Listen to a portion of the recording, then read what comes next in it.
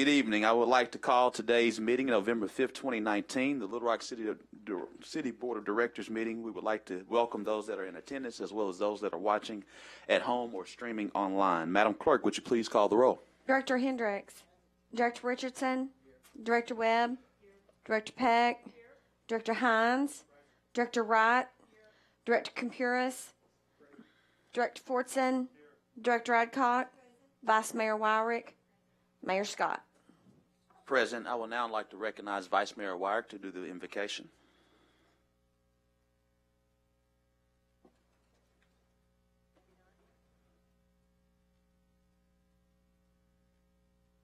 Yeah, you got to hit your button.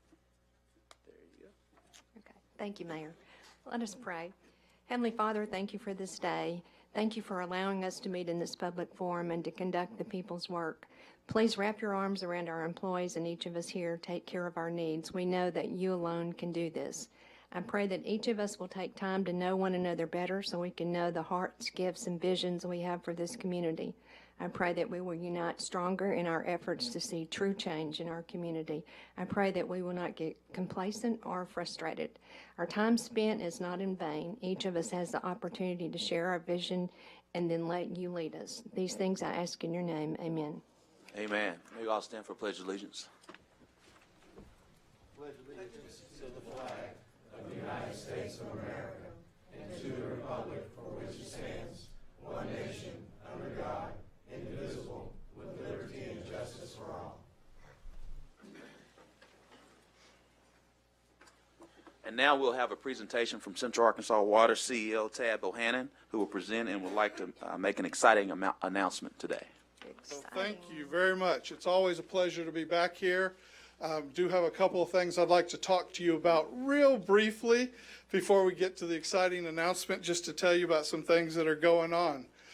The first one is I would like to tell you about our Hydrant Hysteria team, our women's team thank you, Director Peck, that won the Southwest Region competition in Hydrant Hysteria, and this is where they have to assemble a fire hydrant as quickly as possible, and they race against other teams. The exciting thing about it for us is it was the women's team, and this is an area where we have difficulty enticing women to look at it as a career, but it is a good career, and so we're really proud of them, and they did a great job. And so just want to shout out to them for there. The other is we were named by Arkansas Business as one of the best places to work. Part of that is because of where we are in the city and what the benefits we're able to have by living in this city. And so we appreciate that. And we wanted to let you all know that. We also won Base Testing Water. You all should know that because you all drink our water regularly, and we really appreciate that. But we won Best Tasting Water in the Southwest region, and we'll be going to nationals next summer. So hopefully we'll do well there. So that's kind of all the good news. Now I want to talk about leaks. And leaks is something we can constantly combat, and we want to do better, and we want to repair leaks. And you can think of leaks as I said earlier today, inventory that's on the shelves that goes out the door without somebody paying for it. It's the loss that we have, and we've treated the water, we've pumped the water, we've used electricity to get it into the system, yet we get no return for it. So we want to keep leaks to a minimum. We do a very good job when you look at national standards of maintaining our leaks. Right now, we're about 11.15% of our water. You think that's a lot of water, but even the national gold standard is 9%. And so we're doing well, and we have a stretch goal of getting to 5%. So how do we do that? Well, one thing we've actually done is we've used satellites. Don't ask me how it works. I can't tell you, but I know that I've worked with a company to have satellites who then focused on the city and looked, and they were able to actually detect areas and come up with water where there could be potential leaks. And they told us there were 156 points. We went out and checked those points, and we found that 66 of them were actual leaks that we were able to repair and stop, but 90 of them were not. The other thing that we have with looking at leaks is, as you know, there's a lot of groundwater in our community. And so every time somebody calls and says, oh, there's water out here, then we have to go out, take samples, test it, determine whether or not it's treated water or whether it's just groundwater, and that takes time and expense and money. So we looked at it, how can we do this better? What do we have in Arkansas a lot of that we can do a better job? And we've come up with the answer. And we want to invite you all to come meet Vessel. Vessel is our latest tool in leak detection. She was a Pause for Prisons dog. You will be handed out your handy invitation that you can use to throw to your dogs. Oh, come on, Vessel. But we're going to introduce her to the public on November the 19th. But she actually can detect treated water. And it's actually amazing to see her work because you can take her out on a day right after it's rained where there's puddles of water everywhere, and she will run right past the puddles of groundwater or raining water, and she will identify, oops, this is a location where there's treated water, and she will alert. We got a lot of cooperation from the Little Rock Police Department. We worked with their canine unit to develop our procedures for handling her. This is her handler, by the way, Stephen Sullivan. He's been a foreman with us. He's been with CAW for a number of years, and he applied for the job to be our leak detection specialist and work with Vessel. She's been out in the field for about a month now, and right now she's on 100% track record. When she identifies and says this is treated water, we take it, go back, and we find out that it's actually treated water. So we're going to do a big rollout with the media and everybody else on the 19th, and if you all want to come down to the River Market Pavilion down there, we'd love to have you down there with us. That's it. All right, thank you so much. All right, thank you all. Vessel, have a good one.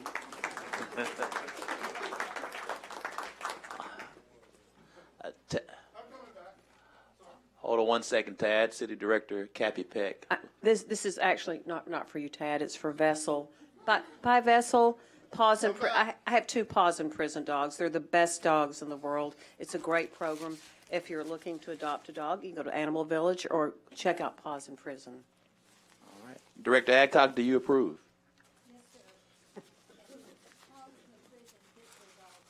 Rock Animal Village.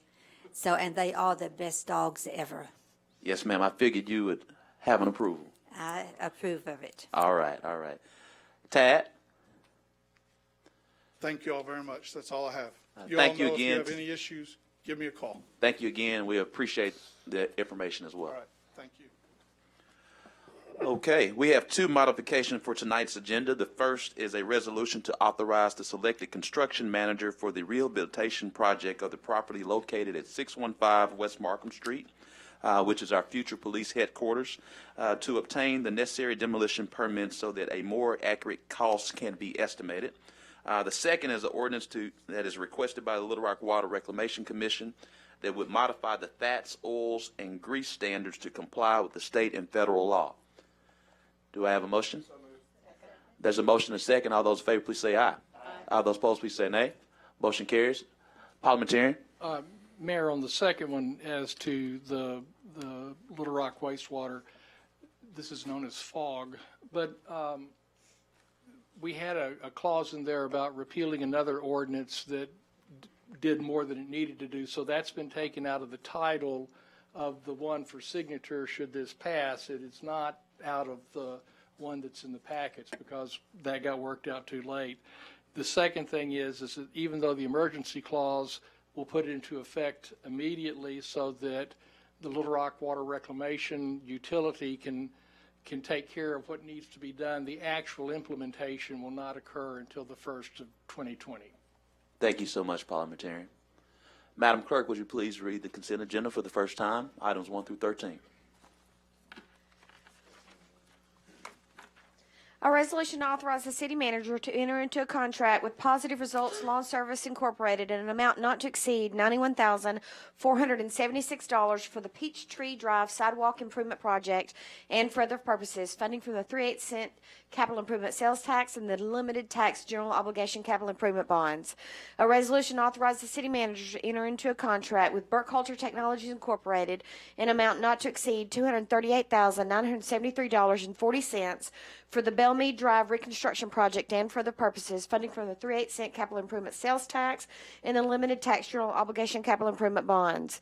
A resolution authorizes the city manager to enter into a contract with Redstone Construction Group Incorporated in an amount not to exceed $247,805.40 for the Breckenridge Drive drainage improvement project and for other purposes, funding from the 3/8 cent capital improvement sales tax and the limited tax general obligation capital improvement bonds.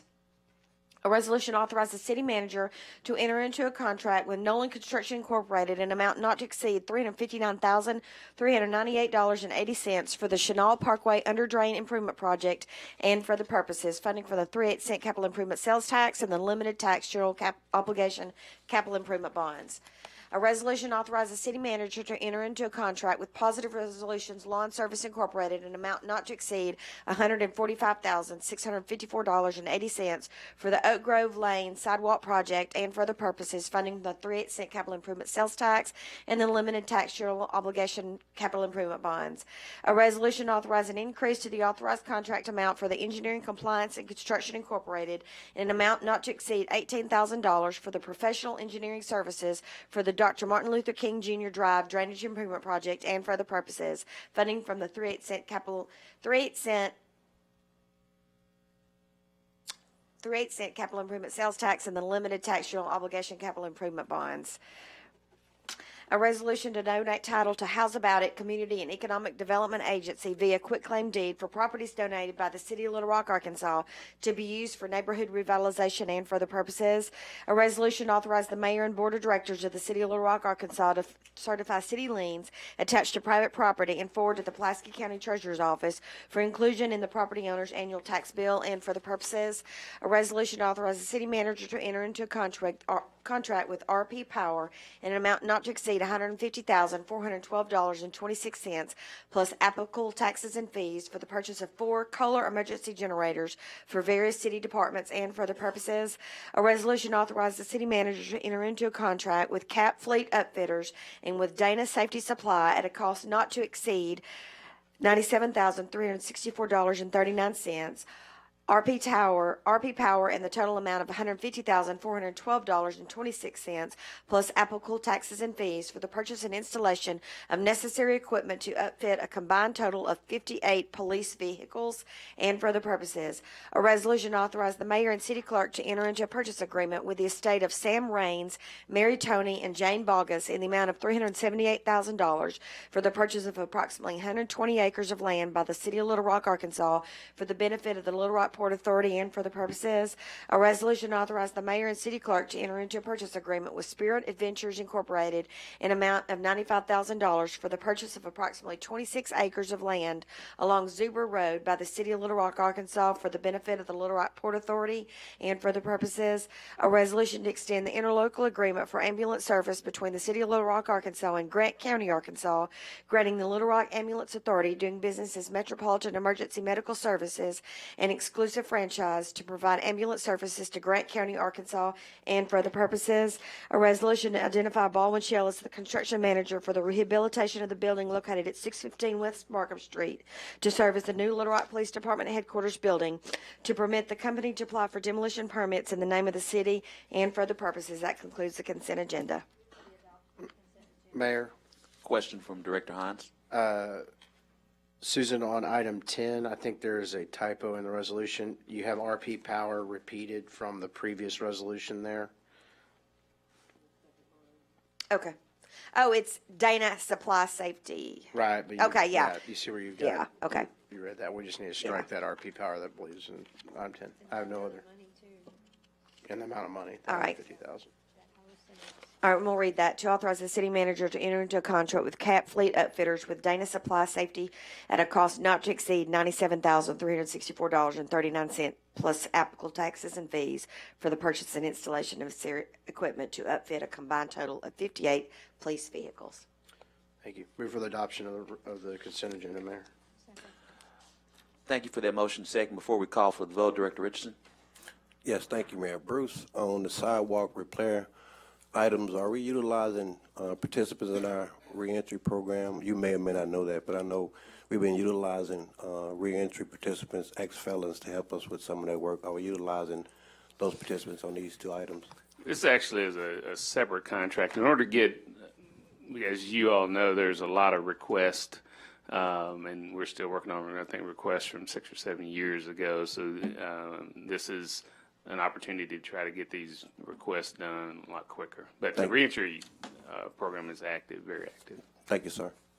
Thank you, Director Richardson. All those in favor of approving the consent agenda, please say aye. All those opposed, please say nay. Motion passes. We will now enter to our citizens' communication. Mr. Richard Moorhead.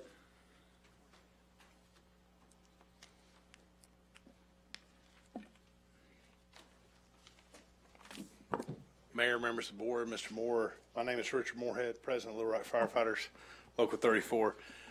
Just coming to you again today about our ongoing discussion about healthcare and the cost and the impact it's going to have on our members. We're concerned about how it's going to impact us in the future. If we go with a clinically integrated network, how's that going to look for firefighters? Are we going to cap the $35 so we don't have to look at costs for next year or for 2021? So we're concerned about how to move forward. We're not necessarily opposed, but we want to be able to give our members what's going to happen to them in the future. And if we're not getting any information and they're telling us they can't provide us any information, it just doesn't seem fair to us that that's collectively bargaining in good faith. We know the cost for the firefighters for insurance is $178,000 on a $210,000 budget, or $210 million budget. Very small increase. What we're asking this city to pay for our firefighters' insurance, $178,000.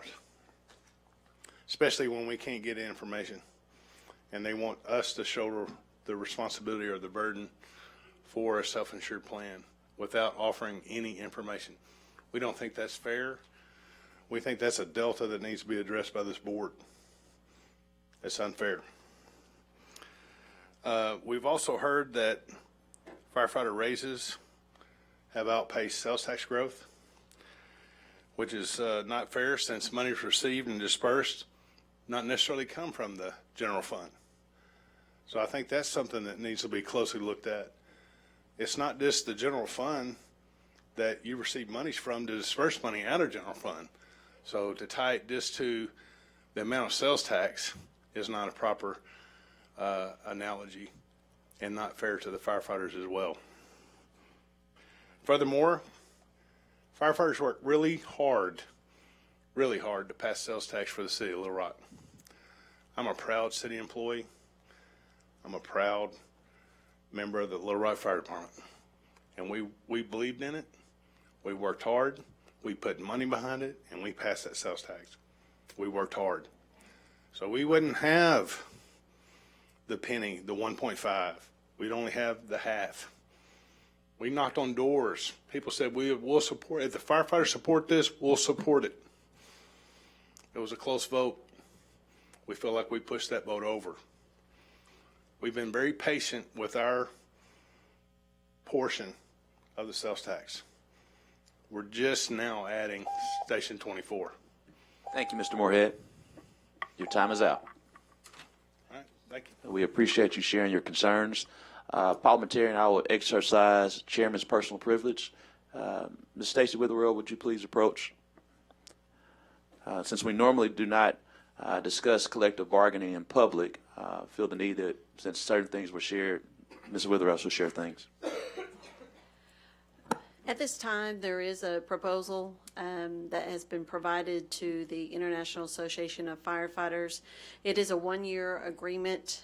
In that agreement, as you know, you voted to approve the fully insured health insurance product with United Healthcare, and that is moving forward with open enrollment. As what was discussed at the board meeting is that employees are going to be paying for half of the increase for 2020 with the intent of looking at the clinically integrated self-insured product for 2021. They're requesting language for 2021, which would be outside the scope of this one-year agreement that's being proposed. Thank you. Director Wright? Yes, that was going to be my question. What actually is their request? You're saying they're requesting language that's outside of this 1 year. Can you provide them any information on the 2021, what we're trying to do, and how's it going to look for them?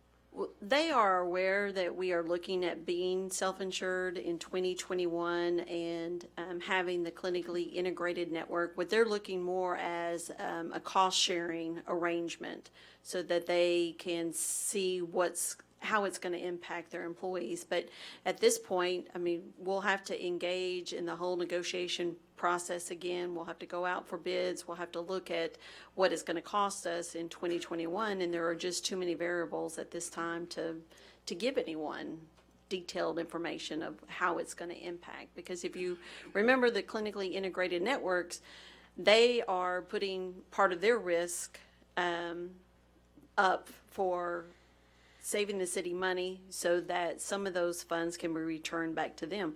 We did not get to a point in that negotiation of talking about, you know, what the parameters were. If they saved us so many dollars, how much would they be able to retain back? So, you know, at this point, it's just too early to say what that 2021 arrangement's going to look like.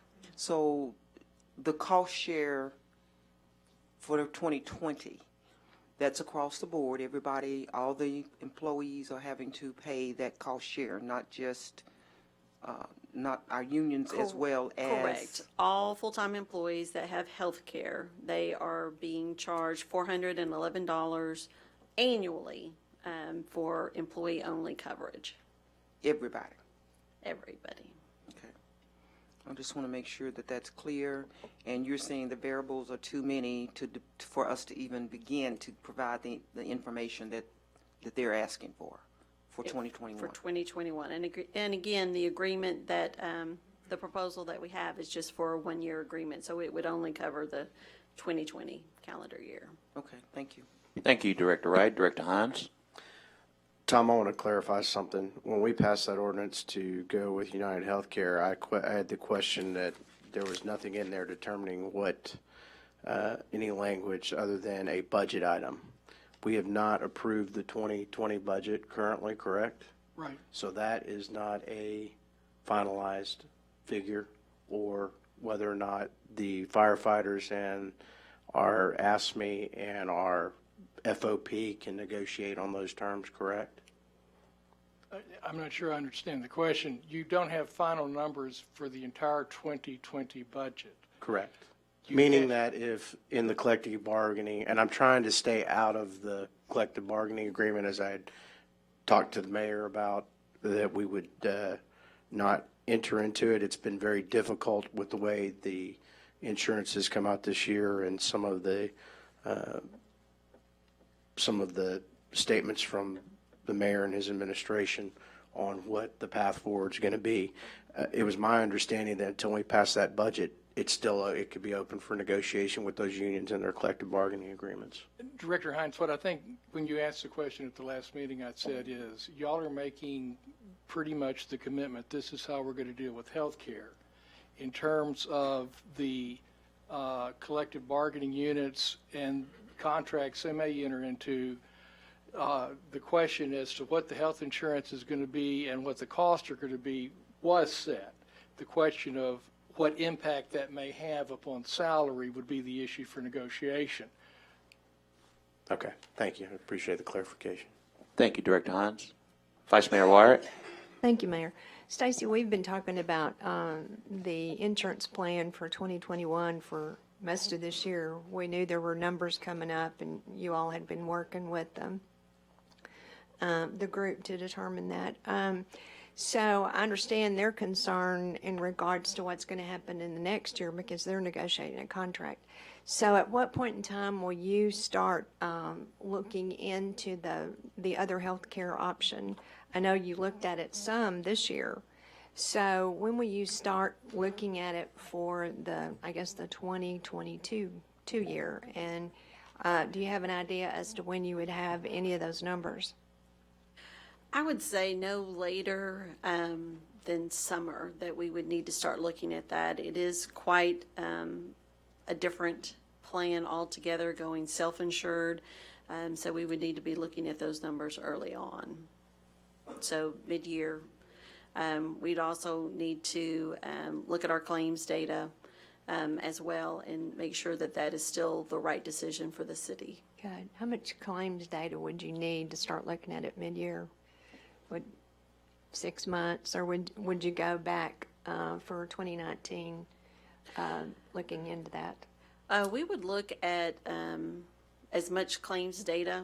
Anyone that's going to be bidding on our business is going to want as much as possible, especially when we start shopping for a stop-loss coverage, when they start wanting to actually bid what it's going to cost us so that we are protected. I mean, we need as much claims data as possible.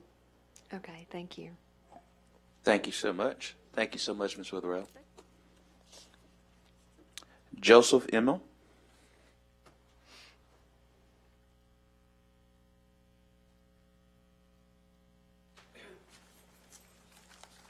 Richard, I'd like to acknowledge you are the most dedicated people we have in the city, and hopefully they will recognize that you are very worthy of us covering your insurance. We definitely have to have you. One of our major problems we have in the city is begging at our intersections, and we've got to put a border with these individuals because they've made a job of begging at our intersections, especially at Fair Park. That's a high-profile area. You have the ULR, and you have people going to work at both of our largest hospitals in Little Rock. I say we develop a beggar's permit. It'd be a $50 annual fee. We would require them to have at least a P.O. box, and they would say that they would not beg at major intersections and would not go into our business area, especially Clinton Boulevard, where they have brazenly just taken over that area. And you can see that they're running off our tourists, and it's very, very bad. We would be good by letting them understand that getting a P.O. box would allow them to go into other areas to get help, and you must set some kind of borders with these individuals. They're adult children in thinking, and by setting borders, we can accomplish some kind of control. You're going to see, with the bottleneck of immigration, you're going to see a larger amount coming from the South. You're going to see a lot more baby boomers being homeless, and you're going to see the West Coast coming through this area. The area between 30 and 630 is a major byway.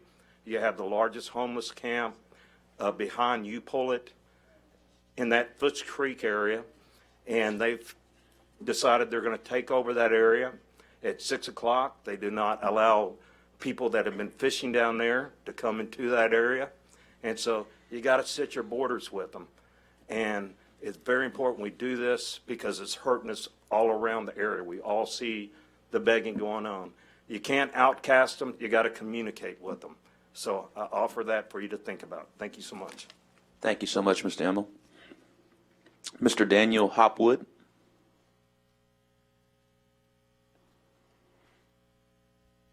Good evening, Mayor Scott, ladies and gentlemen of the board. The Forest Hills Neighborhood Association has been having difficulty with a group comprised mostly of one family trying to take over our association. Some are recent arrivals to the city. They have been aligning themselves with Director Richardson, whom some of you will remember refused to support the very ordinance to save our neighborhood from the Little Rock Tech Park. After secret meetings and ignoring our bylaws, a sham election was held at the September meeting. Director Richardson was present to oversee it by close ballots which were destroyed. At the October meeting, Director Richardson was again present, this time with Police Chief Humphrey and Lieutenant Leahy. Director Richardson and Chief Humphrey both spoke. During a question session, Ron Muse attempted to ask a question, but was spurned by the leader of the coup.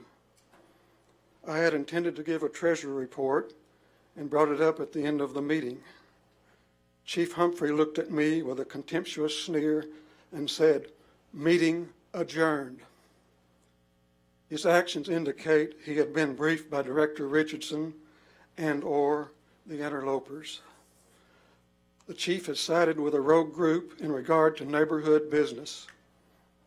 The chief demonstrated lack of objectivity by making it known he was uninterested in hearing another viewpoint. I had intended to mention the destruction of the Forest Hills neighborhood sign, paid for with a grant from the city. We installed it in 2016. The portion that was destroyed was worth in excess of $600. Mr. Muse told me 2 leaders of the illegal takeover were aware of the destruction of the sign. Yet, as best I can determine, they never reported it to police. They also never brought it up at either of our meetings since it happened. Isn't it strange that the destruction of a sign we were so proud of is ignored by the group that professes devotion to our neighborhood? Thank you. Thank you, Mr. Hopwood. Mr. Russ Raycott. Thank you, Mayor and Board. I'll take a second to let the gentleman that spoke about the beggars. The courts have ruled in Arkansas that it's legal for people to solicit funds and you can't infringe their rights. So hopefully the city won't do anything to do that. Tonight, I want to speak to you about some budget issues and some spending of city money.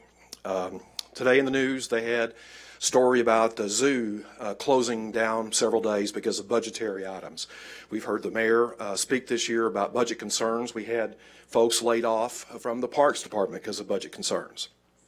So this week or so ago, I had somebody message me on Facebook and send me a link to a video. And it was a video of a city picnic. And City Manager Bruce Moore is clearly visible in the video. And there was a twerking contest. And I don't know, some of you may not know what twerking is, but it's sort of a suggestive dance. And I thought it was kind of inappropriate if this was a city function that they had what appeared to be a twerking contest. So I sent a request under the Freedom of Information Act about the cost of that. And it came back that this was a city picnic, had city employees. They didn't have a list who was there. Everyone was invited. And the cost of it was almost $10,000. It was exactly $9,646.25. And I thought, if the city's in such bad financial shape that we're having to watch every dime that we spend, why then are we having to foot the bill for a picnic, for a Race for the Cure event where there's a twerking contest? I think as stewards of our city finances, these are questions that you guys should be asking why we had that and what Mr. Moore allowed that to go on. Thank you for your time. Thank you, Mr. Raycott. Mr. Ron Muse.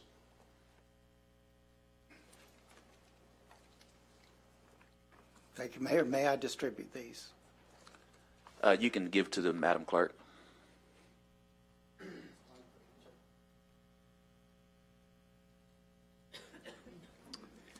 I attended the meeting on September the 17th.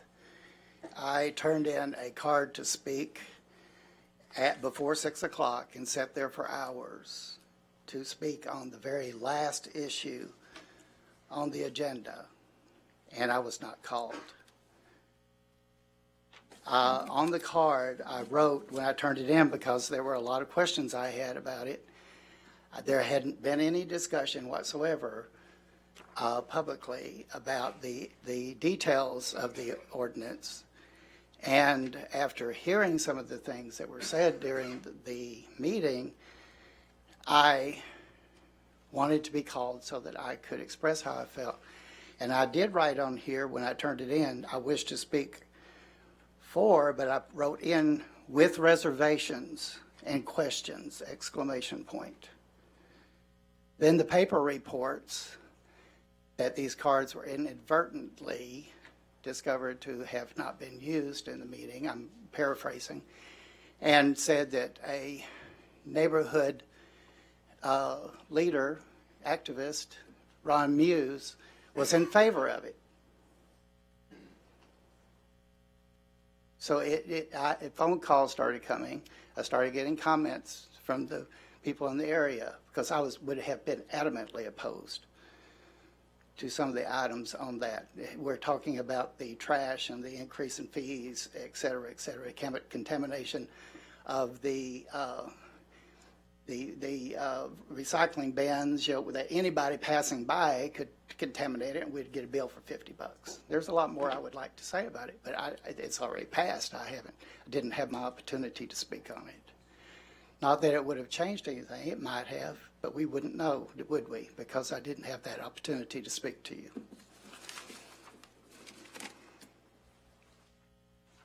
Thank you so much, Mr. Muse. We've now concluded from our citizens communication portion of the meeting. Madam Clerk, would you please read the grouped items for the first time? An ordinance to approve a plan zoning development, establish a plan office district titled Dental Care Associates, short form POD, located at 4700 West Markham Street, Little Rock, Arkansas, amending the official zoning map of the city of Little Rock, Arkansas, and for the purposes. An ordinance to approve a plan zoning development, establish a plan commercial district titled Parker Audi, revised, short form POD, located at 12,601 Chenal Parkway, Little Rock, Arkansas, amending the official zoning map of the city of Little Rock, Arkansas, and for the purposes. An ordinance to approve a plan zoning development, establish a planned commercial district titled Chenal Valley Tract 13, revised long form PCD, located southwest of the intersection of Chenal Parkway and St. Vincent Way, Little Rock, Arkansas, amending the official zoning map of the city of Little Rock, Arkansas, and for the purposes. An ordinance to approve a planned zoning development, establish a planned commercial district titled The Village at Rawling Road, Lot 4, revised long form PCD, located at the southeast corner of Chenal Parkway and Rawling Road, Little Rock, Arkansas, amending the official zoning map of the city of Little Rock, Arkansas, and for the purposes. An ordinance to approve a planned zoning development, establish a planned commercial district titled East Village, revised, short form PCD, located at 1319 East 6th Street, Little Rock, Arkansas, amending the official zoning map of the city of Little Rock, Arkansas, and for the purposes. An ordinance to approve a planned zoning development, establish a planned residential district titled Nix Road Patio Villa, short form PRD, located at 1015 Nix Road, Little Rock, Arkansas, amending the official zoning map of the city of Little Rock, Arkansas, and for the purposes. An ordinance to regulate the collection, transport, and disposal of fats, oils, and grease pertaining to the sewer lines and system within the jurisdiction of the city of Little Rock, Arkansas, to comply with the requirements of the United States Environmental Protection Agency at 40 CFR Section 403, to provide penalties for violations, to declare an emergency, and for other purposes. First reading. All in favor, please say aye. Aye. Those opposed, say nay. Okay, second reading, please. An ordinance to approve a plan zoning development, establish a plan office district titled Dental Care Associates, short form POD, located at 4700 West Markham Street. An ordinance to approve a plan zoning development, establish a plan commercial district titled Parker Audi, revised, short form POD, located at 12,601 Chenal Parkway. An ordinance to approve a plan zoning development, establish a plan commercial district titled Chenal Valley Tract 13, revised, long form PCD, located southwest of the intersection of Chenal Parkway and St. Vincent Way. An ordinance to approve a plan zoning development, establish a plan commercial district titled The Village at Rawling Road, Lot 4, revised, long form PCD, located at the southeast corner of Chenal Parkway and Rawling Road.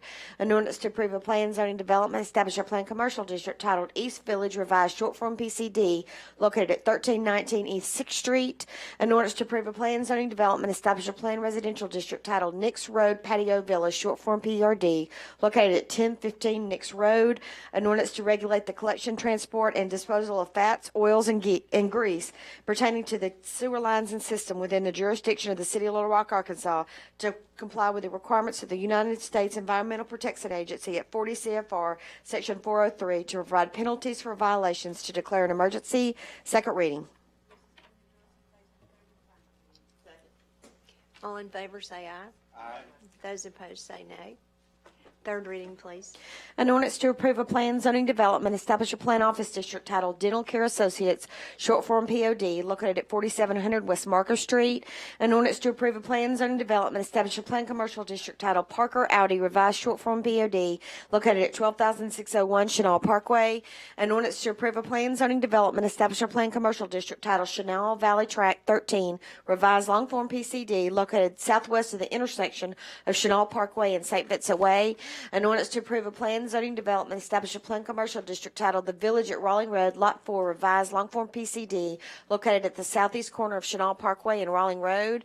An ordinance to approve a plan zoning development, establish a planned commercial district titled East Village, revised short form PCD, located at 1319 East 6th Street.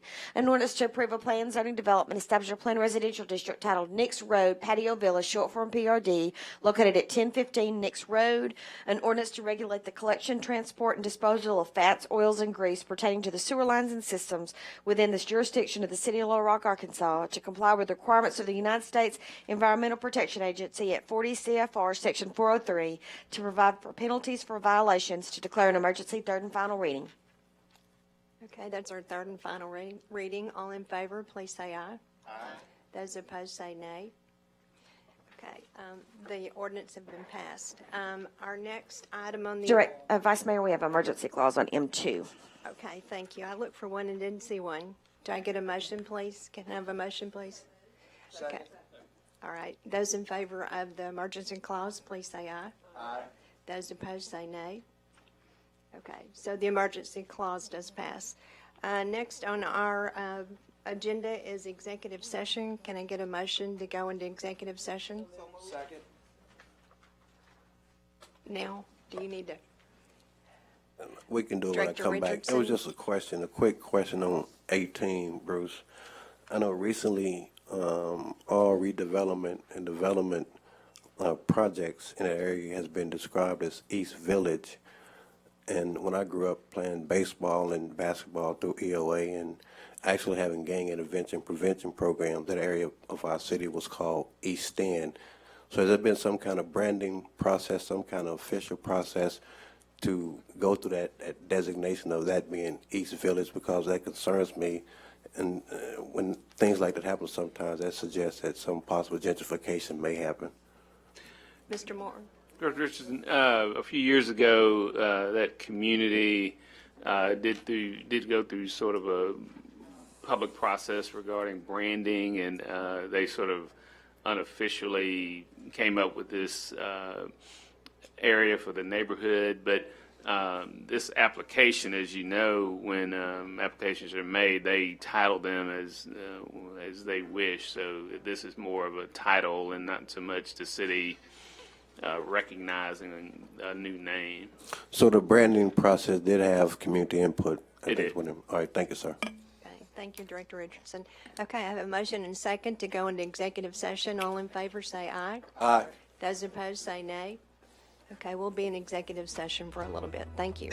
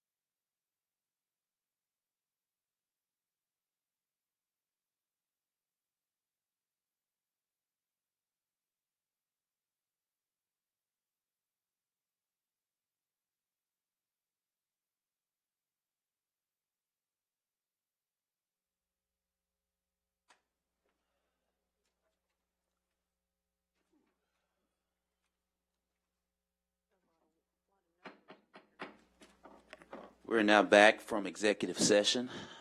We went into executive session to discuss the reappointment for the MHA board position, and there was no action taken. All those in favor, please say aye. Aye. And everyone, even though the meeting is now adjourned, what you have last week, Director Webb requested a version of what you all traditionally receive from a project summary based on the budget. That's the information that you have before you. By department expenses in the personnel list. Yes, Director Adcock.